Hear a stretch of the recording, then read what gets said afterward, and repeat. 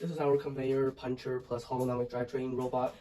Back in September and October, we won several Teamwork Champion awards with this robot. So honestly, it's kind of good, especially for passing, and scoring is alright. However, back roller is kind of better right now, so I'll just reveal it. Enjoy. Feel free to whole count it if you want. Like and subscribe. So we start off with the drivetrain. Drivetrain is plain old holonomic drivetrain, 4 motors. Just trust me, 4 motors better than 3 motors triangular drivetrain. I'm not sure if you guys heard of it before.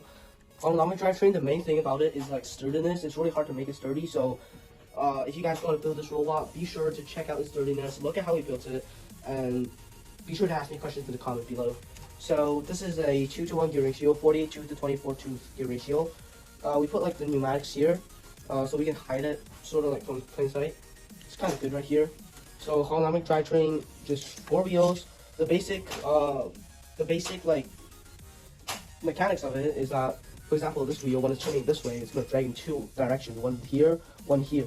So it's going to drag in that direction. When it's turning like this way, it's going to drag like in this direction, this direction, this direction, and it goes forward because the poles are sort of like detracted from like the angle of it, 45 degrees. So it provides a lot of movement. I love its turning, and most importantly, like the horizontal movements and agility.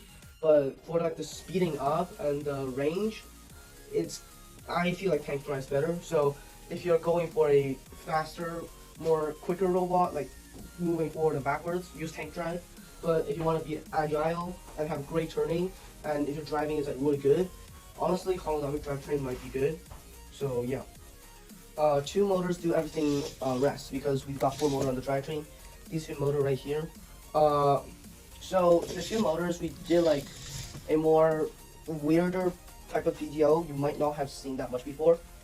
So let me explain. First of all, the conveyor and the catapult is connected no matter what. We use like a set of hybrid gears right here. It's right in there, the hybrid gears. As for gear ratio, the conveyor is regular 60 to 36 because we tuned it and we felt like it was good enough. And then adding on to that, the hybrid gear doesn't add anything. It's just regular 24 to 24 tooth hybrid gear. But then the intake added another 2-to-1, 2-to-1 sprocket ratio right here. So that makes it so that the intake is something like 4-to-1, something like that. It's a decimal number. I'm too lazy to calculate it right now. So that's how basically the intake, 8-tooth gear right here, 16-tooth gear right here. The puncher on this robot, or the catapult, but we call it puncher because of the movements, is kind of more complex because it uses this like hand crank like PTO. Shouldn't even be called PTO, but works just like one.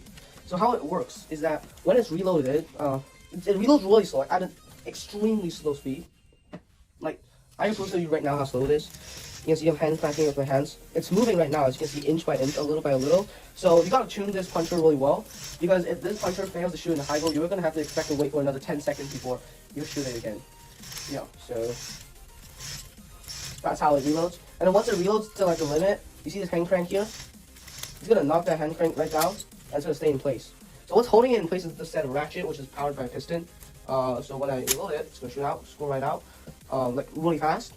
So this hand crank, how it works, let me just crank it down a little so that it's more clear. So how it works is that like the hand crank can split into 2 movements, the reload version and the shot position, which is right now it's in shot position, but these 2 positions are like the 2 positions the hand crank can go. In this position, this catapult has reloaded so that it touches this, like right now touches this, and here you can see inside here,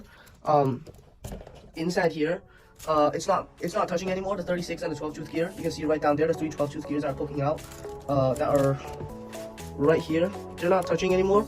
However, when we go to the other mode, which is this touching mode, this is the hand crank, like the reloaded mode, and when it's shot out like this, so like this catapult scores right on and then touches it like this, it goes into this position, and then the whole thing, it stops, like it starts touching this so that it reloads. So once it shoots out, it automatically reloads no matter what you do. So pretty convenient, but I'd say that this thing takes a lot of work, so you don't have to have 0 friction or this robot's not even gonna function. So other than that, I hope you guys enjoyed this video. So remember to like and subscribe, and see you next time.